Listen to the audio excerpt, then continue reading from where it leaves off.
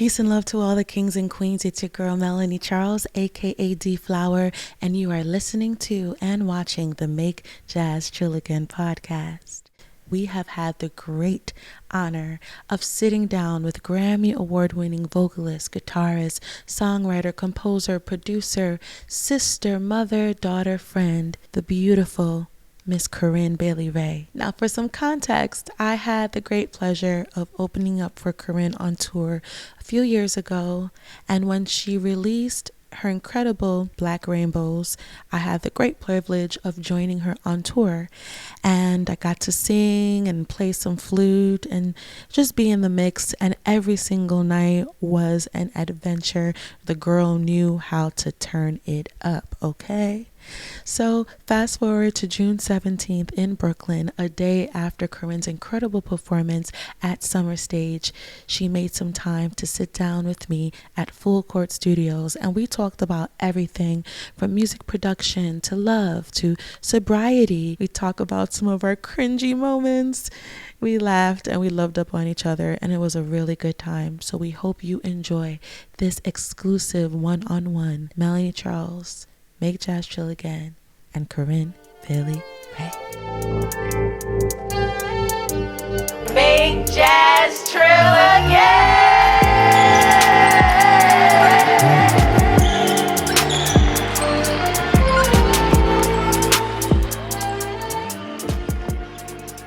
Peace and love, y'all. It's your girl, Melanie Charles, aka DFlower, and you are tuning into the Make Jazz Chill Again podcast. This is a very special one because I am joined by a very special guest. All of our guests are special. Don't feel bad now if you're watching this and you was on the show. But we are here with what's now a good friend of mine, Corinne Bailey Rae. Thank you. Thanks for having me. Thank you for making time on your busy schedule, because just last night you had an amazing show. I was there. The crowd was bumping. How do you feel after such an amazing night? I just feel on high, and a gig like that will just sustain me for weeks, you know. So when I close my eyes, I'll just see like one person's face or another. Like there was these three women on the side here, and I was just able to do this really, I don't know, it's like this really intense stuff with them. Yeah. I don't know what it is. We were just really in it, and I love when people are like really in the words, and then you're all like both singing at the same time. Yes, and it was just great. There were people, and I kept asking the audience like where they were from. There's people from Brazil, there's people from Argentina, loads of people from the UK, people from Portugal, and so it just felt like a beautiful crowd, a really diverse New York crowd. I love a free concert. I love a free concert because too. Not everybody can afford to pay.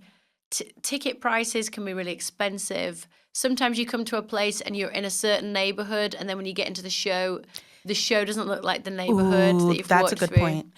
Yeah. And it was just really nice to be like, these people just wanted to come, stood in line. You know, the front row's been there for 3 hours before you went on. Yes, because they wanted to be in the front. Yeah.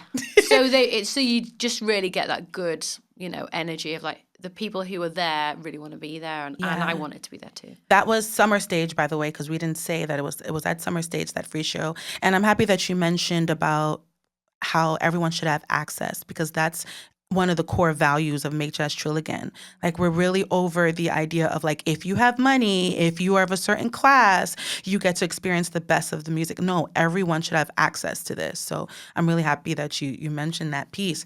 Another thing though, so I was very lucky to tour with you for a couple of months. We were very lucky to tour with you. It was a highlight of my life, seriously, thus far. I mean, everyone's a fan. I've been a fan. My mom, my brother, like your music has been the soundtrack of our lives. And I think a lot of people share that experience. Like, every time I talk to people, everyone remembers when your first album came out, and like, you've just always like been there in a way. And I'm in awe at your capacity to engage and give everyone so much love and care and attention, from your team to the fans. Where do you find that capacity? I just find that I get so much from other people, so it doesn't feel like I'm giving out. It just feels like a really beautiful connection, So we had some people came to sound check yesterday, and then I got to meet them, and just hearing everybody's stories. One couple were saying, we used to work at Starbucks, and when your first album came out, their Starbucks like stocked copies. They used to sell albums. Yes, I remember CDs. that. Mm-hmm. So I was thinking, oh man, I really remember that. And then so that took me back, and then we're able to just sit and talk about, I don't know, 2006 for a while. 2006. But I love seeing other people's love. So I love seeing couples. These two women have been together like, I don't know, 25 years or something. Just seeing people's love makes me really happy. There was a family who came, they were with their children. I'm not sure their children knew me. They were really young, but the parents did. And Corinne, the children know you because you viral on the TikTok, okay? Yeah. That's the thing. You've always been so relevant. But now that I know you, I know that you're not chasing that. What I understand of you is that you've always just like musically spoken your truth.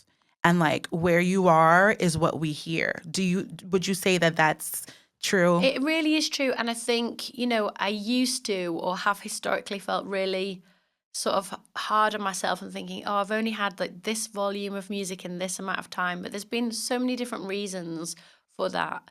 But one of the main ones is that I really just I want it to be real. I want it to be true. So I really want to connect with the songs. So there has been times when I've kind of got caught up in other people's excitement or label excitement of like, you've got to work with this person, they're so hot right now. Yes. Or you end up in these rooms with people and you end up making stuff, and then other people are really excited about it, and I sort of think, it doesn't sound like me. Like sometimes I just think it doesn't sound like me. Okay. And I just think, as much as this person will want me to put it out, they're sitting in this big chair at this label now. In 2 years' time, it's going to be someone else. Ooh. I'm the one who has to be on stage and sing these songs. So my songs, I have to really mean them. Like every line has to be true. Every line has to be deep for me, because I am, laying on a tour bus, getting up at 6 a.m, going into a hotel, like getting ready in a weird bathroom, like doing all these things because I want to be in front of people and play the music, so that at the end of the day, the music has to be right and it has to work. So I think making the music true for what I want is really important. And I think, I love producing, and that probably makes it take quite a lot more time than it could take with a different kind of artist. But I really enjoy it. I enjoy the process of fixing the puzzle, making the jigsaw work. Who's the guitarist? What's the drums? Yes. Try this. That didn't work. Try something else. Yes, it worked. Could the whole thing be in a different key? Do I need to start again? Like all of those questions. I mean, I in my mind, I consider you a true jazz girl, because you are so involved in the music. Like I've done, gigs with like pop stars where they just like show up at the final moment. They do the run through, and they're out, which is fine. Yeah. But you are super hands-on musically and creatively and production-wise, and it shows. Like, do you ever get tired of singing your hits like a star or Put Your Records? I never get tired of singing those songs. I mean, with Put Your Records On, it's such a hard song to sing, and I think because I'm not a trained songwriter, I didn't go to music school, or I didn't really know how to write songs. So I just wrote that song like, just sort of coming out. Okay. And it's really hard to sing. There's hardly anywhere we can breathe in that song. It's really all over the place in my range. So it's a real challenge for me to sing that song. So I'm always just trying to do my best, like hit all the notes, get all the words out, like engage. I want to play my tambourine. And and because I am involved in the music, so I'm always thinking, right, well, there's cowbell on the track, but the drummer can't play the cowbell, so I need to get someone to do this, and there's horns, how am I going to get these stabs? Like, I really like the production of that song, and I worked together with Steve Chrysanthou, who I wrote the song with John Beck and Steve Chrysanthou, and we made the record in a basement studio, like maybe a little bit bigger than this room, but not that much bigger. And his wife had an art shop upstairs where she would draw sort of lions and tigers, realistic drawings. Oh, beautiful. She did really beautiful work. And, but I remember like the construction of it from scratch. And I remember, trying to get my guitar part. But I loved that. Like I love arranging music when I was in my band. I really loved the layering of what could this guitar do? Yes. With this bass, what could the BVs do? What could that to me is so interesting. So I think with Put Your Records On, I never get tired of it because I'm just trying to get it right and never getting it right. Like I'm never happy with how we do it. So I'm always just like, that's trying the to work beauty it. of it. Like I think with true heartfelt music, it's a constant journey, and the song is constantly informing us how we should engage with it too. And the different lines mean different things in different places. Or you see a person's face and you're, oh yeah, I've never sort of, So the audience makes the song. Yes. The audience is different every night. So the song's different every night. Yeah. And I think you never get tired of that. I think if you're using like a backing track, if you've got dance routines, if you know like, by the time I get to the second chorus, I need to be standing under this light. Because this wind machine's going to blow. And then the backing track's the same every night. I can imagine that feels pretty... Restricting and tedious. And there's no variables. Yes. Whereas ours is kind of like... Yeah. It's loose. It's maybe a different tempo to what it was last night. The choruses are going to be longer. They might sing along. They might not. So I think there's a lot of flux. And then with Like a Star, I just love that song so much. I'm always just... in it. It brings back so many memories for me of when I wrote it and my circumstances at the time, and I really love the harmony. And again, with my instrument, I'm just trying to like play my guitar as well as I can and improve on that. And so I just always want to do better. That's the main focus for me. You mentioned like what was going on at that time, and I'm so glad that you gave me permission to open this conversation up. At the time, you were married to an incredible musician by the name of Jason Rae. May he rest in peace. My condolences, Corinne. I mean, how can you listen to that music and feel like joy and happiness when you must think of him often when you sing that music or listen to it? How do you cope with that grief? Yeah, it's so sort of ever present, and I think. With that song, I don't know, I feel like in our relationship, because I wrote the song before we got married, and I was living, I think I was in a student house with my two best friends. And then I think maybe in the summer they went home, or maybe our rent ran out or something. So I was briefly living with him. So we weren't officially living together, but we kind of were. And he also was living with his friends. So it was like a shared house. Cute. And I remember he went to a gig, he played saxophone, and he was like, do you want to come? And I said, oh no, I'm just going to stay in tonight. And normally I would go. I don't know why I didn't go, because I was always just at all the shows. I stayed with my guitar, and I was just learning these more sort of jazz chords, and I was trying stuff out. And I remember just getting this line or these lines. I remember sort of where I was in what building when the song was coming through. I remember thinking like, oh, I love this song. It feels really special. And the song has been so special for me. And, you know, I wrote the song when I was still in my band, but it was the song I was able to take round to different producers when I was trying to get my demos together that became my first record.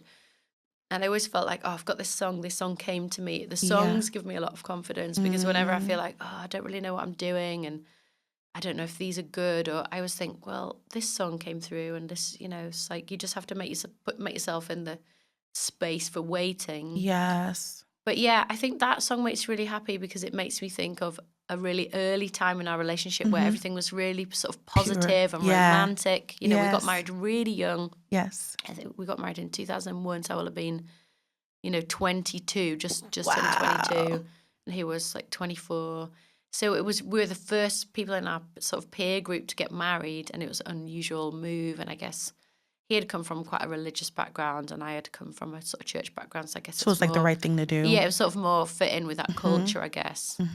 But yeah, when I think of it, and also it speaks to, I guess, the intimacy that you can have with someone when you know them really well. You know, I find it really hard to say things that will cause discomfort in my friendships. You know, I'm not the friend who's a good challenger, who's like, hey, that thing you said really bothered me. Right. Like, I can't do that. Or people I work with, I'm you're not so able to sweet, say. Corinne. Oh my God, you're the sweetest person. But I That's really why. wish I could be a bit more like, I love you, and like this. I find it really hard to say that stuff, and it gets me in a bit of bother. But in this love relationship, this romantic relationship, it was almost like I could never keep it in. So I would say the things that bothered me, and I would be comfortable with that. I wonder why it is I don't argue like this with anyone. Yes, but you. That's a really thing that I've noticed I feel like I can only do in my most sort of intimate relationships. You know, it's like you trust a person, you know they're still going to like you after you say it. Yes. And you've Safe got to space. say it because you kind of want the whole thing to work. So Yes. I remember really a lot about that marriage. So I think when I'm playing it, I'm sort of thinking about the good times. Yeah. And then after that, we had a more sort of intermittent good and difficult time. And then obviously after that, you know, Jason died. So that, but yeah, I associate that song with a really early sort of young, wide-eyed Purity. sort of like putting everything on the line, love, you know, like, we're 22, like, let's get married, you know. So it sounds like you're able to compartmentalize and just focus in on the beauty and just let the sad or the challenging parts just lay where they are. Yeah, I never felt sad in that song. There's definitely other songs that I've got where I think, you know, this is a real weight or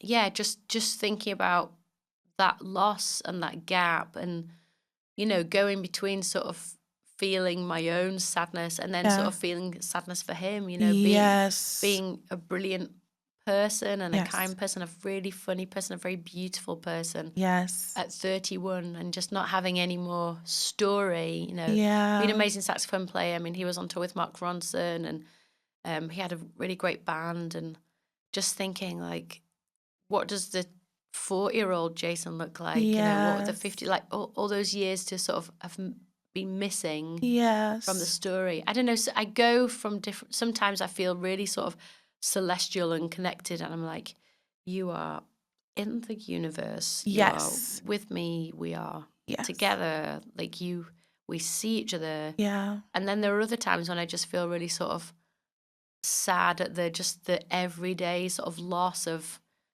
not getting to do stuff and see stuff or live or have the adventure that is life. Yes. And it is really cruel. And I think lots of people die young and lots of people die of illnesses, which is out of their control. Yeah. It's extra complicated for me because Jason, you know, was sort of made this silly decision of taking some of this, you know, this drug that was not so good, I guess. Didn't agree with his body. Yeah. And it's also difficult because loads of my friends have had crazy nights out where like, oh, somebody gave me this and somebody gave me that and I didn't know and I woke up, you know, with a headache. Right. And so there was definitely a phase where I felt really sort of angry at, well, why did this not just end up in a story of like, oh, I'll never do that again, you know? It's just, it's really easy to die. It is and that's easy what to it die. is easy, and that's what you don't really think about. And especially with things, I mean, I am not sort of like a drugs person at all. And I think partly I'm just sort of scared. Even before this, I was sort of scared of that world. You don't even drink. You barely drink. Yeah. I mean, I guess I'm trying to be myself. So I find like, I don't mind having like 2 margaritas. But I don't know. I always feel like with drinking, there's a point where I feel like I'm acting larger than life and I feel like I'm taking up all the space. Yes. And I don't want to be that person. I'm really conscious of being that person. So yeah, I just feel like I'm being an asshole, and then it's like, you could never be an asshole. There's not an asshole bone in you. So, but yeah, it's easy. Yeah, people like to try things out, and that is their own business. But there's some things that you can try out, and that'll be the last thing you ever do, you know. And that was really a really sad situation in this case, you know. It's just was so careful in general, you know. But I think once you have been drinking, you are much less careful, you know. We're in a time now where a lot of people are going sober. Like there's a lot of there's a movement of that, and like mocktails and like bars that only serve, you know, non-alcoholic cute concoctions. And I'm happy that as a society we're getting a little bit more aware of like, you know, these things that we take so leisurely. It adds up. It builds up in our life. Yeah. I'm happy for you that you were able to find that type of love so young. A lot of people live their whole lives and they never find that. Yeah. And then you ain't found love again. Like, it's so lucky. What's your magic touch? The girls need to know.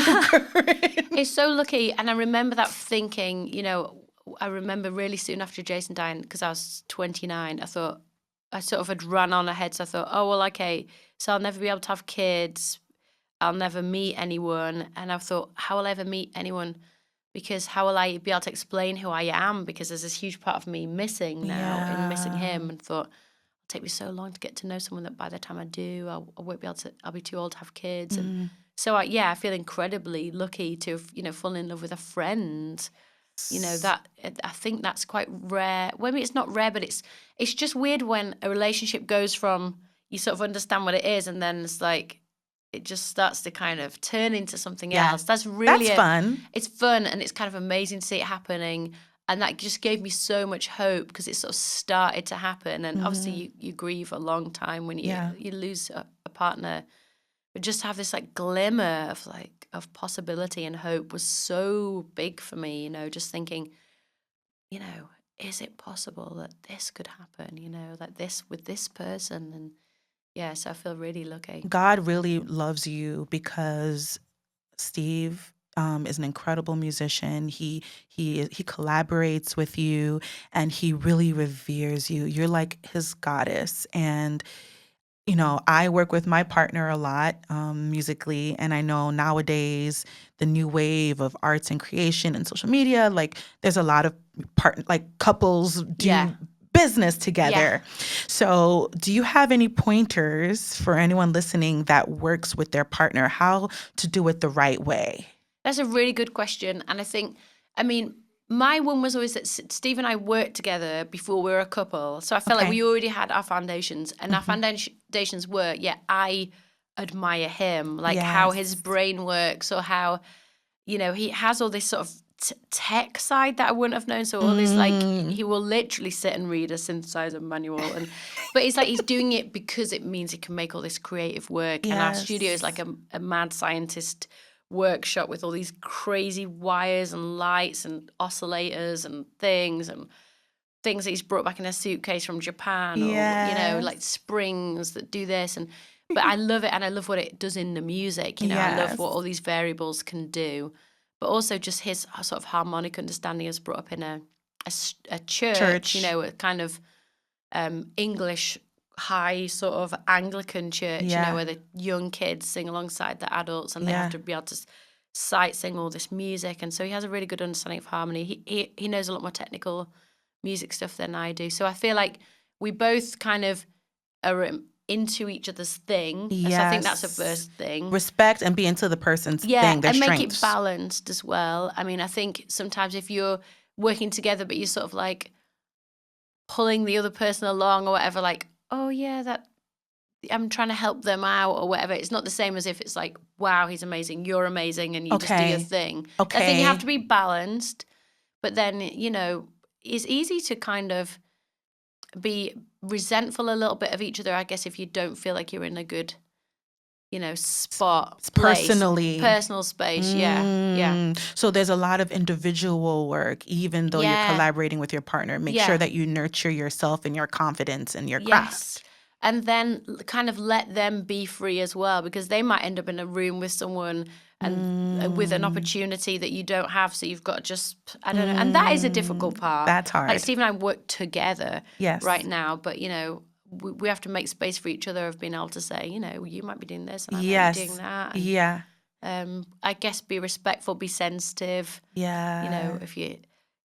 Yeah. And then the other thing is just like recognize the difficulty of it. It's like when things are going well, that can honor that can feed into everything. Yes. And if things are going to be difficult, if you're an impasse in the studio that, they just did something you didn't like. Yes. Or they just criticize something you do. It's like you're not going to be able to necessarily uncouple from that at the dinner table. Right. So you just have to recognize it's all, people say, are you able to keep it all separate? I'm like, no, there's just one giant sort of It's one giant mess. thing. Because what because I'm like Googling, researching, trying to find books about this topic. Yeah. And in my research, they say don't talk about the business before bed, while you're lying that in makes the sense. bed. Yeah, or first thing in the morning. Or first thing in the morning. Yeah, that's a real, you have to not just but sometimes you can't help it. Did you get that email about the mix? You have to just not do that. Yeah. It's like certain spaces, It's not in your bed. Yes. It's not. It'd be great if it wasn't at your meal tables. Right. Or if you do, leave the house and go out for dinner. It's not what you talk about at dinner. Yes. And it's easy. It's hard because you're like, you can talk about creative things like, oh, I'm so excited about this and right. this. But when it gets into like, we planning, strategizing. Yeah. Yes. You have to just keep turning yourself back and being like, let's talk about that tomorrow. Yeah. Now let's get some spicy margaritas. Yeah. I mean, just two, Just two, right. And you guys also, your personality types, you both have like a playfulness, a youthfulness to you guys. And I imagine that helps too. Like, it seems like you know how to be like, okay, well.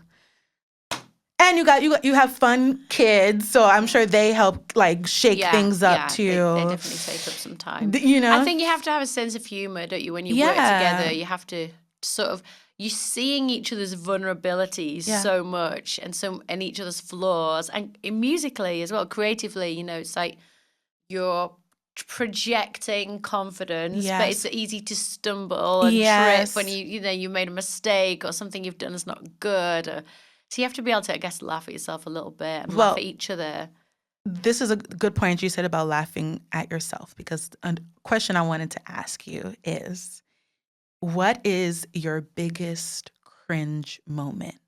Like when you've put your foot in your mouth or you've done something and you're like, whatever you're comfortable to share. Like, what comes to mind? Yeah, of like, one specifically comes to mind, and I was able to sort of save the day. So I remember it took me ages to work out in music that you're always talking to someone, right? Okay. So it's like, say you're at a Grammys party and there's an artist performing.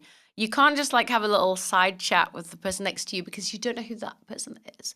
That person might be the artist manager. Yes. They might be the artist. There's always, everyone in the room is connected to the artist in some way. Of course, you don't think that. You just think you're at a party. Yeah. So I remember one particular artist performing, and they had left a group, and they were singing a song, and the song was really sort of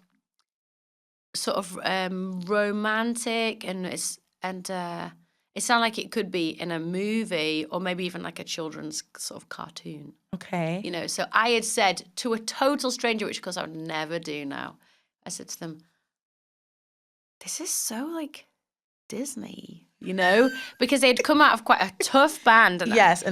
And I saw on this person's face a reaction, and I suddenly realized this person is connected to this artist, but thank goodness this is how they took it.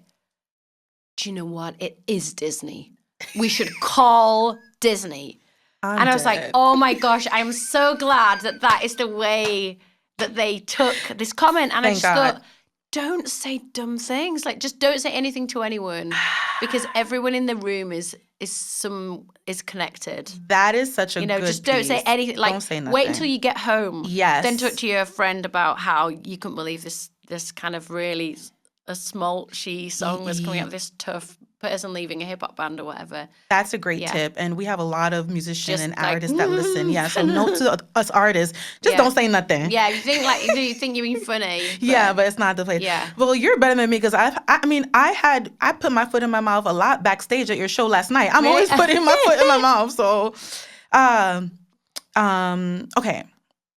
I want to shift gears a bit and talk about culture, race, politics, because Black Rainbows is super drenched in Black history and culture.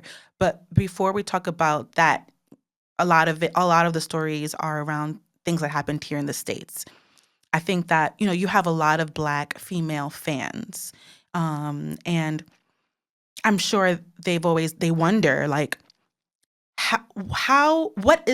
has there been a conversation coming up in the UK surrounding race? Like, is that a thing that is talked about or was talked about? Like, what is the conversation?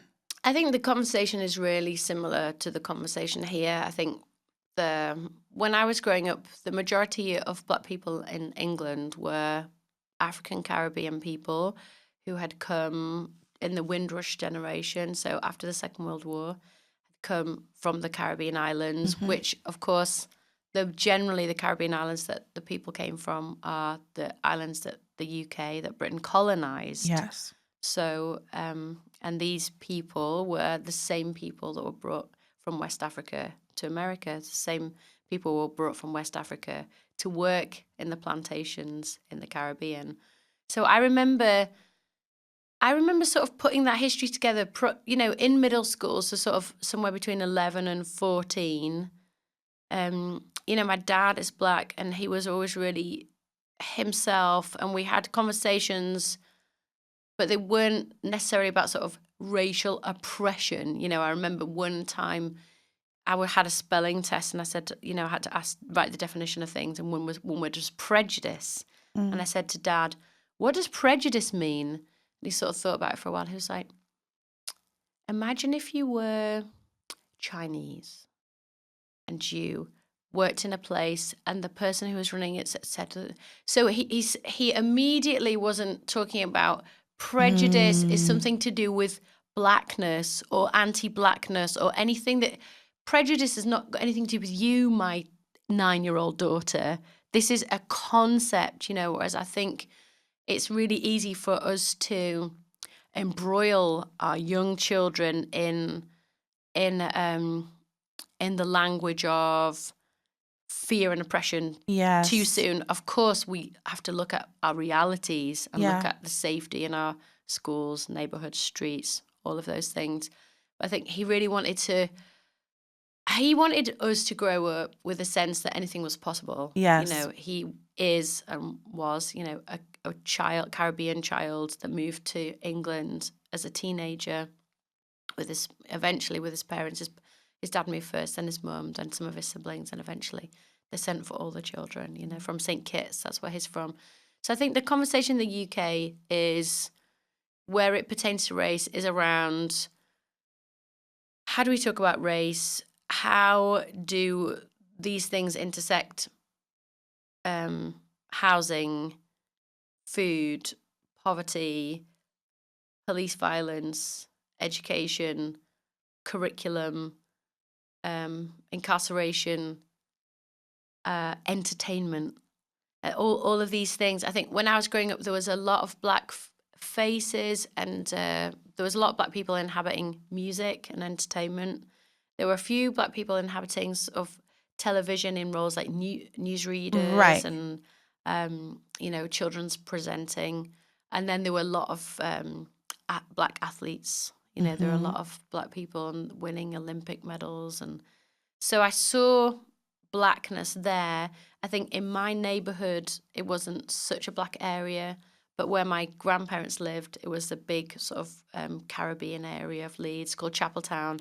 So I was always able to sort of be in this space where the grocer was Black, the shopkeepers were Black, the bus drivers were Black, the families were Black, the So you were surrounded by that. You were able to have that, both, the mix of both. Yeah, exactly. And great. I think that's it's further complicated by being multi-ethnic or biracial or having dual heritage or whatever is the term, because I think these terms are always changing. But that thing of being sort of in two worlds where, our neighborhood was a sort of white area and a Jewish area, and we grew up around the bagels and the synagogue and Sukkot vans at our school, and our area was really friendly and it had people from different parts of the world, but it was a mostly white area. And then the area where my grandparents lived was mostly a Black area. And then our school, there were Black and Asian children, and Asian in England is mostly, people from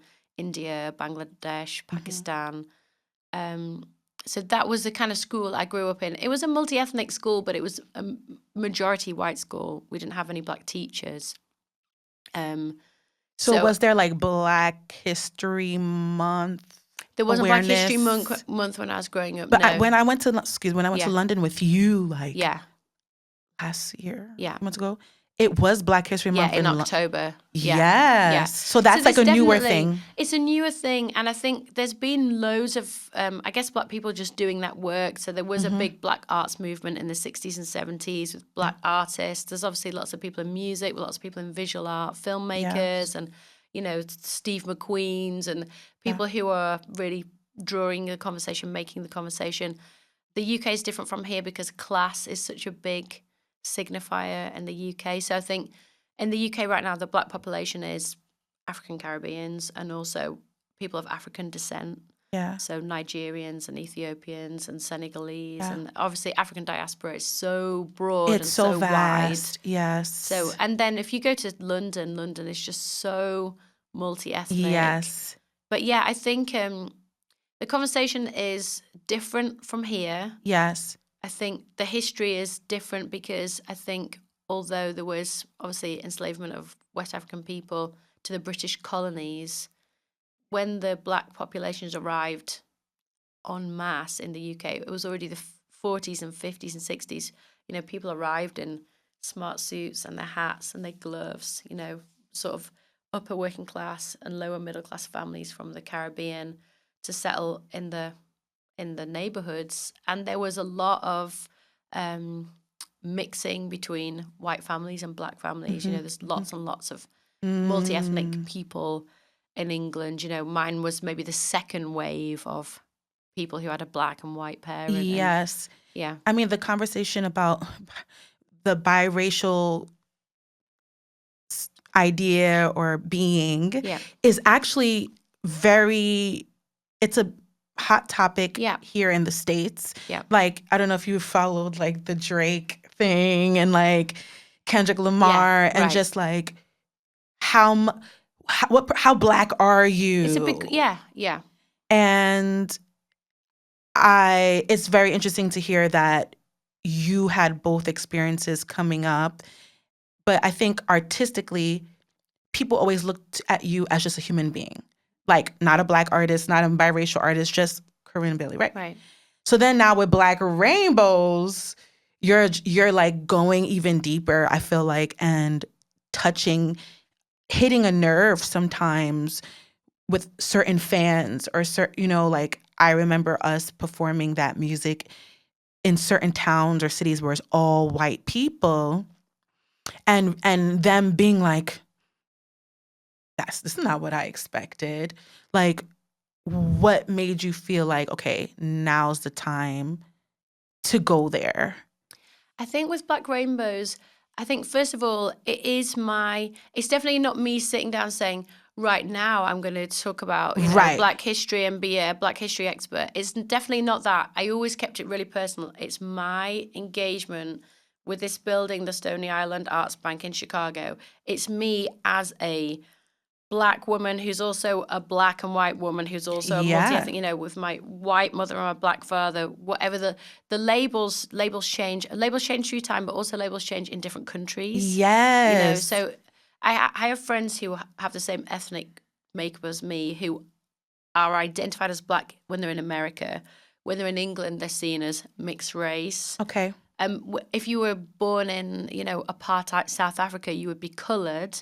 And you wouldn't be allowed to associate with any of your Black family or any of your white family. You would be in this new made-up sort of race. So I think, you know, I'm really aware of the way that the labels change. And they're historic and they're political. I understand that. Yes. So, yeah, I always thought with Black Rainbows, this is not me turning up in a space and saying, oh, here's my education in Black history, especially here's my education in African-American history in African America. You know, that's not the story of the record, but it is me in this building, opening these drawers, seeing these objects, reading these books, looking at these photographs, and it's as it's coming in through the thing that is me. And I think I looked at Black stories, I looked particularly at Black women's stories, I looked particularly at Black children's stories because that's what I was drawn to. You know, when I see what I believe to be a little statue of a little Black child, a boy sitting on a potty, and then when I lift up the top half and the potty stays behind and I realise this is an ashtray and that this boy has his mouth open in a gape and that the cigarettes were to be put into the mouth of this child, I pause. I'm relating to this as a person, as a mother, as a human. As a human, you know, I'm just like, I want to look after this baby. But I also want to sing about this child and what it's sort of bearing witness to. The object is not real, but the metaphor of what happens in enslavement, where how Black children are perceived completely has to change. It has to be written, it has to be constructed so that it's legal and morally acceptable to see a tiny, tiny day-old Black baby and view it as property, and to say, you know, one day this child is going to be a labor and enslaved person on, you know, this child has no rights, its mother has no rights to it, its father has no rights to it. I could take it, I could sell the mother separately from the child. All the work that has to be done to make slave owners and people who were lawmakers and just majority US and UK society around that time, they're the big slave owners of that time, you know, make them feel it's okay to enslave Black children. The objects that tell that story are in the Stony Island Arts Bank, the cartoons, the newspaper cartoons, the print advertising, you know, the Gold Dust Twins, so these little Black children, let the Gold Dust Twins clean your home, and they're naked except for a tutu of duster, and they're, you know, home help. The historic evidence of that place really was able to, it really sort of got into my heart, and it came out through song, not a lecture series. So I think I'm not putting myself forward as a historian, but I'm saying, like, I'm a singer, an artist who saw all this stuff and learned these stories. If anything, I felt like the stories were noisy to me. The objects were talking to me. And you were like a vessel. Absolutely. Yeah. So it's definitely not me sort of like, oh, all of a sudden I am Black. Like, I don't feel like I've stepped into a different kind of ethnic identity. I feel I identify as a Black person, but I also recognize some people don't see me as Black, and that is fine that they don't, because their understanding of Blackness is different. Their experience of Blackness is different. I have light skin privilege. I'm a European girl. Thank you for saying that, because that is something that is also a conversation. And I'm happy that we're talking about this, because I think hearing your perspective is so refreshing and eye-opening. I mean, I'm curious. You say light skin privilege. Yeah. Would you say that you've been able to spot where that privilege has come into play? I know what it is for me to walk in a place versus my cousins to walk in a place. You know, it's like I know that even within my own family, you know, between my dad's, that there's 6 of them, I know how people will treat his like dark-skinned sister versus his very light-skinned sister who's more light-skinned than me, who has 2 Black parents. You know, there's just, you're encountering sort of levels of sort of racial classifications that people have had built in their heads, had constructed, which means that you are going to be treated differently. You know? I put out an album like 2 years ago called Y'all Don't Really Care About Black Women. And being in America, being a dark-skinned Black woman of Haitian descent, I think because I grew up in such a diverse setting, similar to you, I was a little bit naive to certain microaggression and micro things that were happening until I became a fully formed adult. And then, like, I found the language, and then I did that album. So I know what you mean of, like, it's not suddenly I am a Black historian. It's just like, this is all part of the journey. Like, we talk about love, we talk about identity, we talk about this, we talk about that. It's just part of the artist's evolution. Do you feel like there are certain artists that their music is very political? There are artists that they feel and they're aware of things, but they don't put it in the music. Like, do you feel like the artist has a responsibility? Do you ever feel a responsibility? You know, this thing with Palestine that's going on, like all the things, like, and if you don't have the words right now, that's fine too. But like, how do you grapple with those things? I think there's several things. One is, what is social media? And I think sometimes some people use their social media as a kind of, this is everything I think and everything I feel, and I'm just posting every single day about all my thoughts and feelings, and this all out there. That's not really how I use my social media. And I think part of the reason I do that is just to kind of keep my own mental health together where I'm not always like getting out my phone and taking a photo. I don't want to sort of become someone who has like places load of products because I'm sort of anti-capitalistic, and Yes. I'm not there's a whole load of things in social media. Part of social media is making yourself a product or a brand. It's horrible. So you want to have loads of followers because it's like being a more popular soda or something. So that is all really difficult. So social media is a whole separate thing. But in terms of my own personal engagement with the world and politics, I am really engaged, and engaged in my community and engaged actively, and I vote, and I write in to a real hands-on way. I write to my MP. So there's things that I might write to my MP about, or there's things I might talk about. What's MP for those who don't know? It's a member of parliament. So, okay. We have it'd be like your senator or your congressman. It's exactly like that. People who are in the legislature, and then people who are in the executive. You can get to them in those different ways. The people who can actually make a difference. I want to engage with the people who can actually make a difference. Yes. I don't necessarily want to be in someone's phone when they want to find out if I have a song to tell them what all my politics are, because I just feel like that's not the right place. It's not to say no one should do that. Some people are really engaged in their social media. They're really engaged in all their politics. I'm really engaged in politics, but it's outside. It's not even outside of my artist life, but it's outside of my outside my social media. Yes. So I feel like if you listen to my songs, you can hear, and Love's on its way. When I talk about, I want to do more than just talking, want to do more than just marching, want to do more than just praying. You can hear someone who is engaged in these issues and who is deeply feeling. And of course, as a person who is anti-war, as a person who wants to see a safer and fairer world and a transformed world. And I think a more effective way for me is to do work in music, in those vibrations, in my lyrics, to send love, to bring people together in a concert. These are small things. I am not a politician. I wouldn't describe myself as an activist, but I think I am someone who is engaged and informed, but it doesn't necessarily go up on my Instagram. Yeah. Because for me, that's not the place.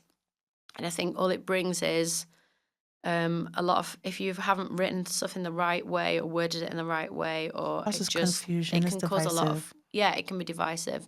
I think it's always easier to get in the room with people.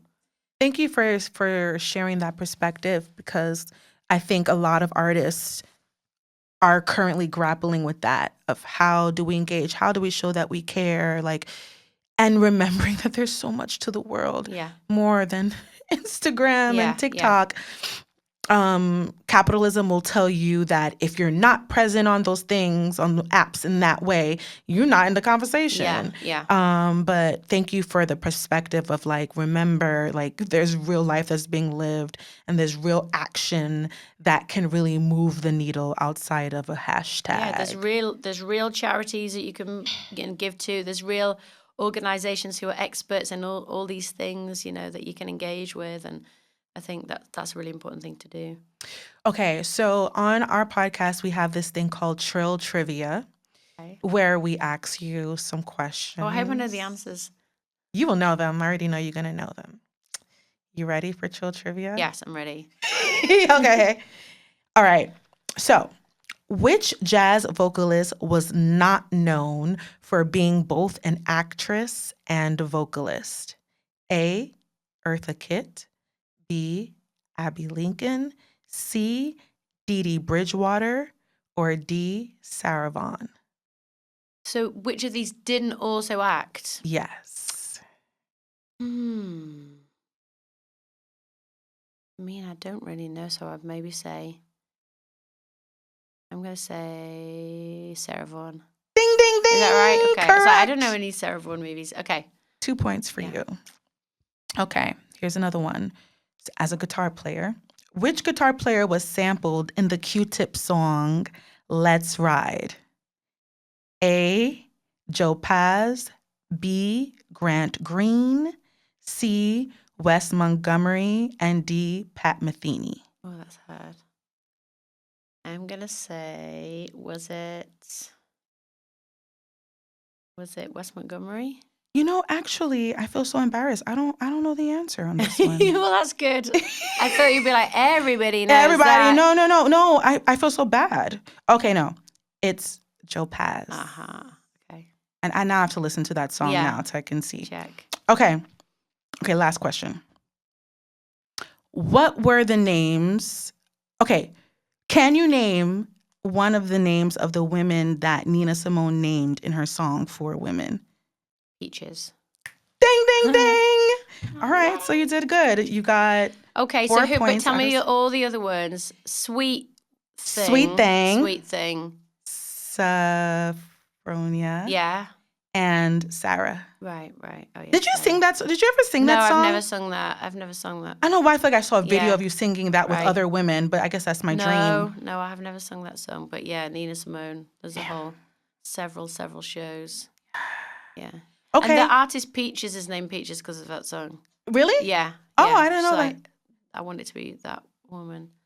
No. Oh, wow. Well, it's more like the energy that Nina Simone brings into that last line, my name is Peaches. Like, I want to be Peaches. Yeah, she's like, yeah, exactly. So I want like a small amount of that kind of cry. Yeah. Okay, well, you did good at Trill Trivia. Well, 2 out of 3 is not bad. That's not bad at all. I hope it's not 10 questions. No, don't worry. We're going to wrap up. On Miles Davis's 4th record. Right. What is the 3rd track? And who plays... Yeah. You did good. Saxophone? Yeah. You've had an incredible career. Corinne, like, you blew up from the beginning, and then you stayed, like I said in the beginning, relevant. Like, what do you want? Like, what is there to do now for you, like, as an artist, as a musician? Is there something that you feel like, I haven't quite done that, and I really want to do that? I feel like there's tons of things I haven't done. Loads and loads. I mean, mainly the songs. It's just like, there's songs inside me that I want to get out, and there's stories inside me that I want to get out, and there's places I want to put myself in to get more songs. So that's the main thing, really. I really, really want to write good songs. That's all I want to do. You know, I would love to have a long career, and so mainly I just want to have music. I want to make music. That's my thing that obsesses me and like keeps me going. You know, I want to make music. I want to make good songs. Make songs that people can relate to. I want to make songs that people feel that are special, that are good, you know, like that sound great, that, you know, all of those things. So you basically you want to continue what you're doing. You just want to keep doing it to the end. That's very kind. But yeah, I mean, I always want to do better, and I want to be a better singer. I want to be a better guitarist. I want to be a better producer. I want to be a better songwriter, like all those things. We're in a society where like ageism is a thing, and we like worship youth, and like we like throw away people as they get older. I'm 36 years old, and I've already started feeling like the shift in like how I see myself, how I feel about my body changing. Yeah. Like, how do you manage like aging as a woman? I think my perspective on aging is different because I was a widow when I was 29 years old. So my perspective on aging is really different because I understand aging as life. There's either aging or being dead. You know, I'm really keenly aware of that. It's like my husband died when he's 31 years old. He doesn't get to age. He doesn't get to see his hair's getting thin. He doesn't get to see his eyes are getting crepey. He doesn't get to see, like, he has to floss more, or his knees go when he's standing up. It's like aging is such a privilege. Aging represents health. You know, it's like you're healthy enough to be in your 40s or 50s or 70s or 80s. You know, it's just a real, aging is life. And I feel it's really political. The biggest thing for me on aging is that I think if we tell young people, like, you're an adult when you're 18 and your life is kind of over when you're 29, are we giving them 11 years to do live? Everything? Yeah. We're giving them 11 years to say, you've got to travel, you've got to get educated, you've got to find your partner, you've got to find a great career, and you've got to find a house, and you've got to, and, you know, maybe think about having children. In 11 years, we're telling them that, and then we're wondering why these young people are so anxious and so depressed. stressed and they've got this internship, but it hasn't turned into the right job. And then they've got this house, but the payments are so big. And they're on Instagram and they're seeing other people their age that have got a bigger house or a better car, or they're, all this crazy Botox that kids are getting. Yes. Like they can't show a single sign of it, because the sign of aging is a sign that they are losing at life. Yeah. Instead of it being the opposite, we should look like a craggy, wizened, like woman and say, look how much life this person got, So I think it's tied with like youth fetishism, fear of death, which of course is a big one, and capitalism as well. Like keep it shiny to sell the currency stuff, of youth. to sell the stuff, because the youth sells the perfume, the youth sells the music. The 17-year-old model that's wearing the immaculate, like $90,000 outfit that's not being sold to a 17-year-old, It's being sold to a woman in her 40s who's going to look at it and feel like, I wish I had that skin. I wish I had that hair, but I can still buy that jacket, And I can buy that cream to get my skin like that. I can buy the cream. And then the 17-year-old's like, well, I can't afford that suit, but I can buy the keychain. Yes. I can buy the purse. I just feel like the whole thing is so corrupt. But so much of capitalism is built on fear of aging. Yes, but that's great. It's so ironic, fear of living. There should be a big magazine advert that's like, you already have enough clothes. Yes. And you already have enough bags and shoes. And gadgets. Yeah, it's like, you don't need any more stuff. No one's ever going to make that advert, but that's the thing, And so I think there's loads of things that come. Yeah, I'm 45. There's loads of things that come with age, of like feeling like you have enough, realizing what the important things are. Like, you're so lucky if you're healthy. I don't have any wood to touch here. You're so lucky if you're healthy, right? Yes. And of course, I look at myself and think, oh gosh, I can see I look different from, on a concert yesterday, there's a guy like wearing a picture of my face from when I was, 25 years old or something. It's like, of course I think, I see how my face is changing. I see how my hair is changing. I see how my body is changing. I see all those things, but it really is so lucky to actually get to be 45. I have a really good friend who's in music and he's in hip hop. He's a big icon. When he turned 50, he said, I wasn't meant to get to 50. A lot of people from my neighborhood didn't make it to 50. I'm really grateful. And it's like, we have to sort of approach like that. And then we have to find who are our icons. Is it Patti Smith? Is it a long-lived woman? Is it, Yoko Ono? Who are our Maya Angelou? Who are our sort of long-lived people that we look at and think, look at their style, look at their elegance, look at their grace, look at their self-knowledge, look at their wisdom, look at their power, and aim towards that rather than, I wish my skin looked like when I was 22, because it's such a wasted energy, because you'll only ever look older. Like, you'll look older and older and older and older and older, then you'll die. Like, that's the only narrative, and then what you're going to do, live your life miserable because you're getting older? Exactly. It's like, we have to. I mean, I'm only, it's a conscious thing to do, because I think our culture is really, the capitalist thing goes along with us, like disposable, women are disposable. And, yes, you feel as though for a moment you're the shiny new thing, you're the shiny toy. And then eventually the shiny toy gets sort of tarnished and then it gets tossed aside and there's a new one on the shelf. And that is how a lot of culture sort of treats women, and then how people treat women's art. And so I think if you are a musician or an artist or whatever, you have to really focus on the work. The work is the thing that can live on, and not focus on how you look, how much older you look. Yes. But of course, people will regard you. Certain people will regard you as less relevant because you are older. Yes. And I think that is just something that kind of needs to be looked at. It's almost like the last thing that really needs to be looked at in terms of how we think of identity and what's acceptable who's acceptable to be trodden on or disregarded. I think also, you didn't mention this, but I see this in you, is that you nourish your body with good food, clean food.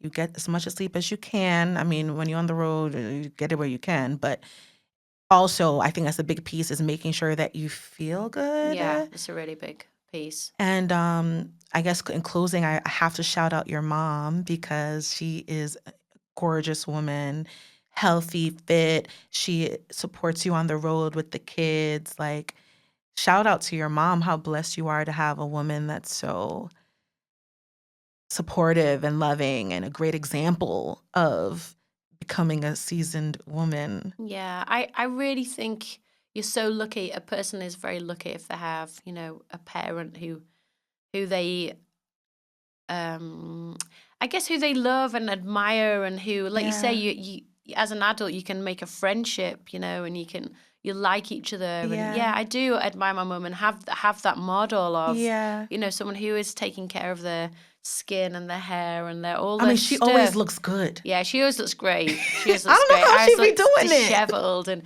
she just, I don't know.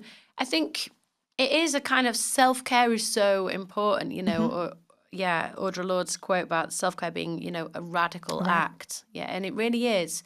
Or people talk about maybe today's not the day you go out marching, and maybe today is the day that you sort of restore, so you have your mental health together. I think it's really important, especially in a world that's very can be very corrosive to just your existence, as a person, as a woman, as a Black woman. It's really important to recognize, to listen to when you need to just retreat. And that's the opposite of disappearing into a wellness bubble. It's just more like, what do you need? Sometimes you got to have some rest, you got to have some water, you got to eat well, you got to have some sleep, you got to keep yourself together in terms of your mental health. And yeah, I think, like I was saying earlier about social media, for me, that is my way of, that's one of my protection things. Yes. I don't want to be scrolling through my phone at 3 o'clock in the morning, comparing myself to other people. I just don't think that's really helpful. It's not. And the moments where I have done that, they're not things that make me sort of feel good. And I realize if I just don't engage with it at all, then I'm sort of much, much happier. And then, I'm happy to use it to talk about my music or things I'm interested in, but not necessarily to be finding out what your peers are doing or what your peers appear to be doing. Oh, that's another hard one as an artist, is seeing like how far the other person is going and how behind you might feel. It's a slippery slope.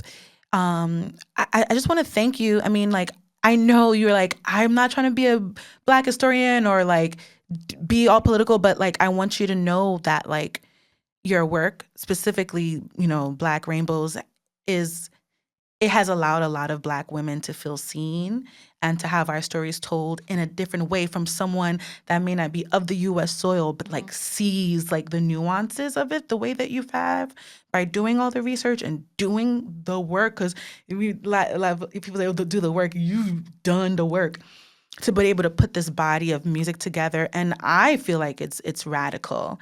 And I look up to you, for many reasons, but that's a big piece about how you've engaged with your art in that way. And thank you for giving us the gems of like how to balance all of that. And those of you who are listening and watching, I hope you received all these nuggets of wisdom from this angelic superhero woman. So in closing, we have this ritual where I say, whatever you do, and then you would say, remember to, and then together we say, make jazz chill again. Okay, I got it. You got it? Yeah. See, you're sharp. A lot of people are like, wait a minute, I don't get it, but I know you would get it. All right. I've already forgotten it. Okay. Thank you so much, everyone, for tuning in to the Make Jazz Chill Again podcast. Make sure you share this with all your friends and loved ones. And whatever you do, remember to make jazz trill again.